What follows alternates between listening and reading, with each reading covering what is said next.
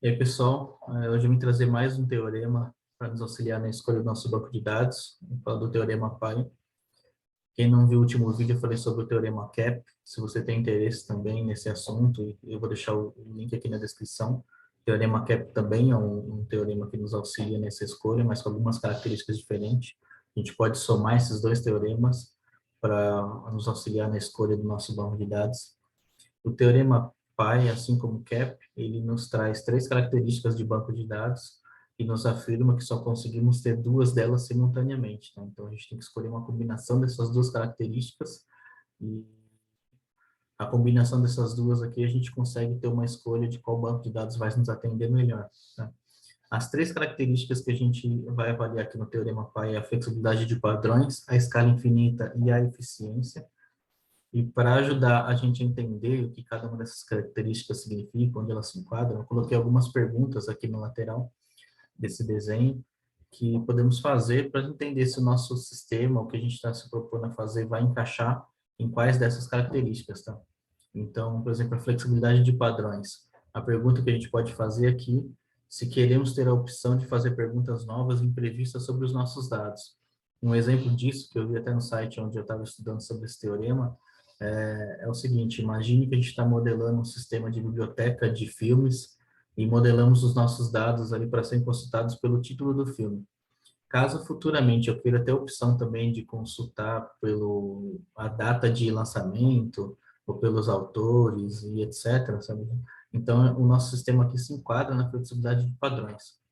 São sistemas aqui onde a gente pode, os requisitos mudam, as consultas aqui a gente não vai ficar travado no modelo de dados, na modelagem específica, né, num tipo de consulta específica. A gente pode variar, a gente pode criar coisas novas. Então, a gente precisa ter uma flexibilidade aqui de padrões. A eficiência, a pergunta que a gente pode fazer para eficiência é se precisamos atender muitas consultas simultaneamente e com tempos de respostas rápidos ali, né? A gente não pode ter muita latência.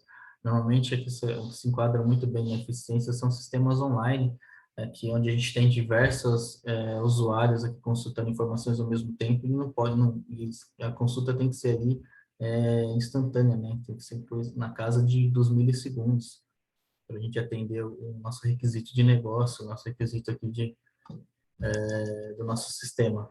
E a escala infinita, né? A pergunta que a gente pode fazer para a escala infinita, que é a nossa última característica, é até que ponto esperamos que os nossos dados cresçam? Quanto mais dados nossos sistemas necessitarem, mais recursos eu preciso, mais espaço em disco, mais servidores, né? Então, a gente precisa ter sistemas onde a gente tem uma volumetria muito grande, uma inserção muito grande de dados, assim como TikTok, Instagram, redes sociais. Então, a gente necessita ter uma escala infinita, né? Essa é uma característica que a gente vai necessitar nesses sistemas. Então, como a gente não consegue ter as três características aqui simultaneamente, a gente sempre tem que escolher um par dessas características. Ou a gente vai ter a flexibilidade de padrões em escala infinita, ou escala infinita e eficiência, ou a flexibilidade de padrões mais eficiência. Eu coloquei aqui no quadro alguns requisitos que a gente pode colocar como exemplo para esses pares de características, que caso o nosso sistema se enquadre, nesses requisitos, a gente pode optar por essa combinação, tá? Por exemplo, a flexibilidade de padrões mais eficiência, os requisitos que eu coloquei aqui como exemplo são necessidade de flexibilidade nas consultas dos dados. A gente precisa de uma baixa latência e a gente não necessita de escalabilidade. Então, nesses casos, a gente pode optar por essas duas características, a flexibilidade de padrões e eficiências, e coloquei alguns exemplos de bancos de dados aqui que caberiam bem nesse cenário, tá? Seria o MongoDB e o MariaDB. A combinação das características de escala infinita e eficiência, alguns requisitos que a gente pode avaliar você conhece as suas consultas? Porque a gente aqui está abrindo mão da nossa flexibilidade de padrões, tem um alto volume de dados para justificar aqui tanto a nossa escala infinita, necessidade de escalabilidade também, e dados desnormalizados e não precisa de uma integridade referencial. Então, nesse caso, a gente pode optar aqui pelo par de características de escalabilidade infinita e eficiência.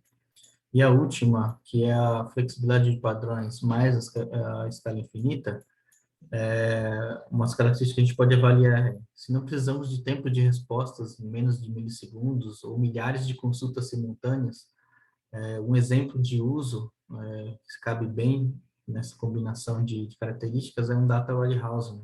Onde a gente tem um armazenamento grande de volumes de dados vindos de diversas fontes, de logs, de bancos, de fontes variadas. A gente junta todas essas informações num banco de dados para tomar algumas decisões, fazer algumas análises e tomar decisões estratégicas, né? Então, aqui é um caso onde caberia bem a combinação dessas duas características. E basicamente é isso, tá, galera? O Teorema Pi, ele nos auxilia a tomar essas decisões, né? E se a gente somar aqui o Teorema Pi com o Teorema Cap, a gente vai ter ainda mais ferramenta para a gente poder tomar a melhor decisão. E espero ter ajudado. Quem tiver algum comentário, alguma coisa para complementar, deixa isso nos comentários, que vai ajudar bastante, tá? Acho que é isso. Valeu, galera. Até o próximo vídeo.